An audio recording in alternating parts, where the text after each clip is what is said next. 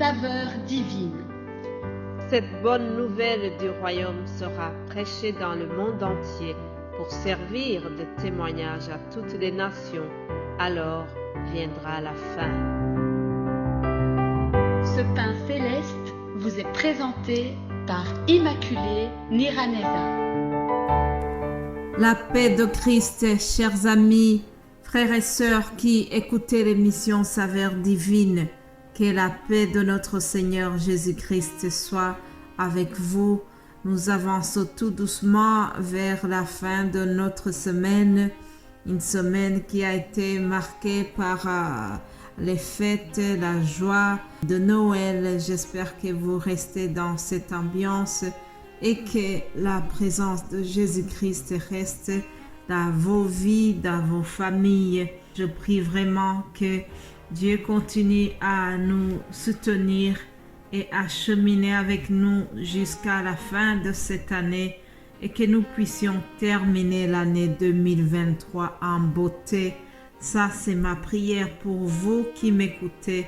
Je prie que vous soyez vraiment bénis et que Dieu vous protège, vous et vos familles. Alléluia. Nous sommes en train de voir la mission qui a fait venir Jésus-Christ dans le monde.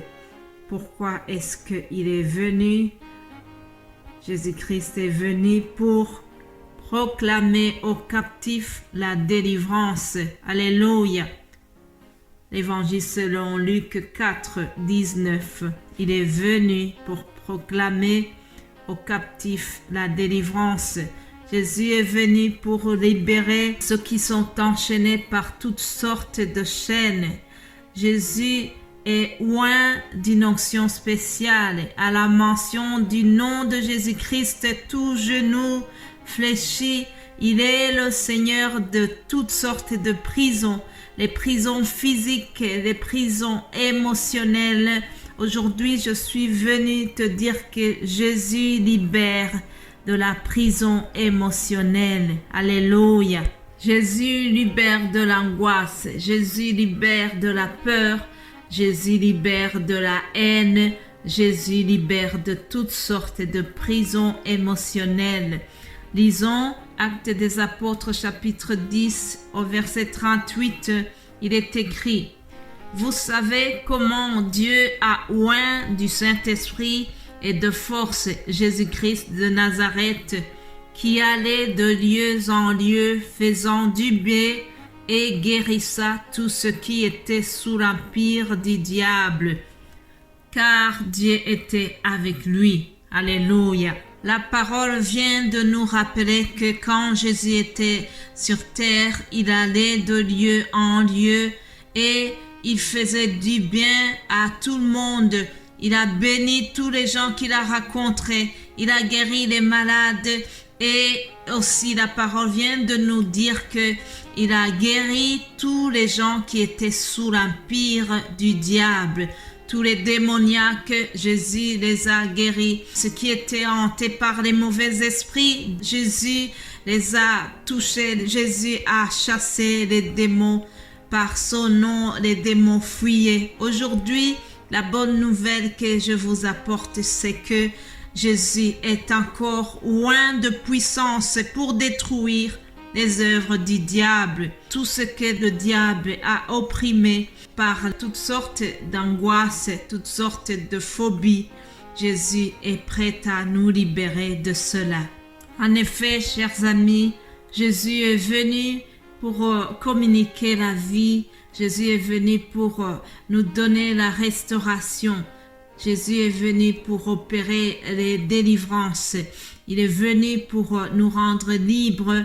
Et si Jésus te rend libre, tu es réellement libéré complètement. Quand il te libère, les combats sont terminés. Alléluia. Il a dit lui-même dans l'évangile selon Jean chapitre 10 au verset 10, Jésus-Christ dit: Le voleur ne vient que pour dérober, égorger et détruire. Mais moi, je suis venu afin que les brebis aient la vie et qu'elle l'ait en abondance. Alléluia.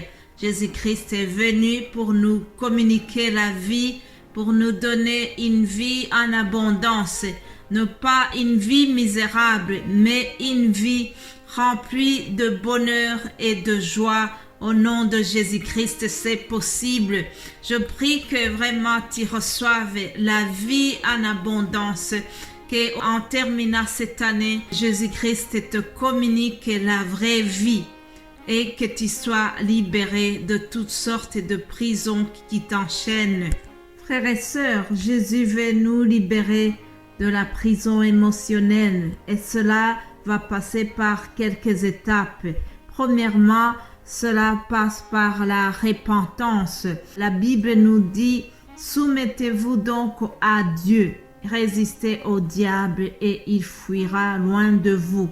Approchez-vous de Dieu et il s'approchera de vous. Nettoyez vos mains, pécheurs, purifiez vos cœurs, hommes irrésolus. » Voilà tous ces versets que je viens de lire.